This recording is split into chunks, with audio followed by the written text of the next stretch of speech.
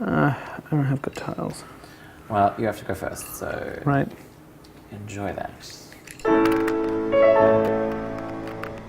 You?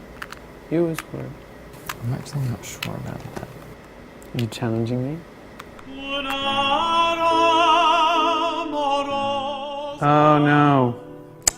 You is not a word.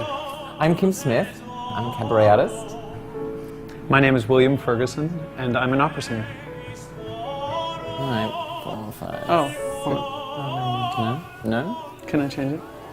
In 2005, I was in Australia singing a production of Prokofiev's Love for Three Oranges with Opera Australia.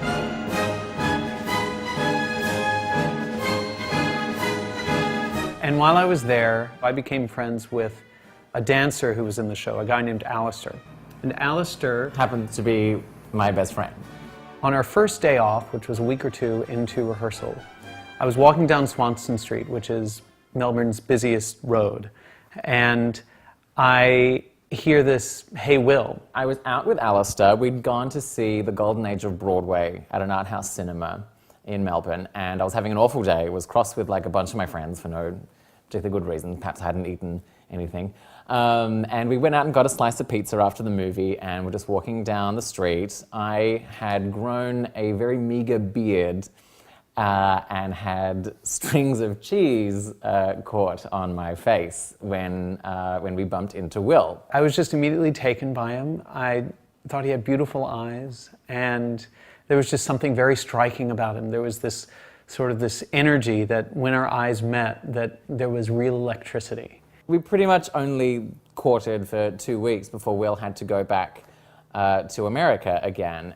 And I thought, oh, well, this is a great guy, and we can have a great time while I'm here, but clearly I'm going to leave in a few weeks, and that's going to be the end of that, and we'll go on with our lives.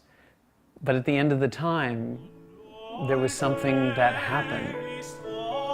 We were both definitely had our guard down because the situation was so unrealistic, you know, which made it very easy to pierce one another's hearts.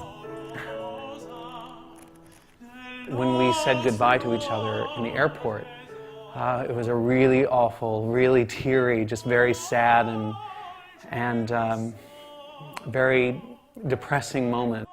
I needed to get back home, but I wanted Kim to come with me.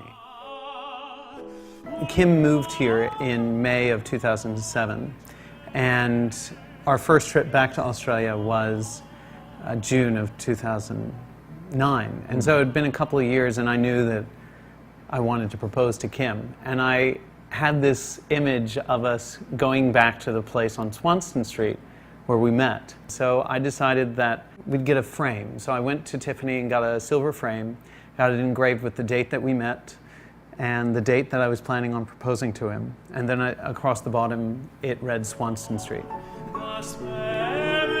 When I handed him the box from Tiffany, I just started taking pictures of us.